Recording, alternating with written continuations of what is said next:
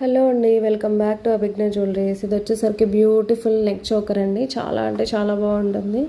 Back side వచ్చేసరికి chain, okay, without god motive అండి. ఇది వచ్చి ఓకే, సైడ్ చైన్ ఇట్లా వచ్చేస్తుంది మనకి. మధ్యలో వచ్చేసరికి ఇట్లా పింక్ మనుల్లాగా ఉంటాయి.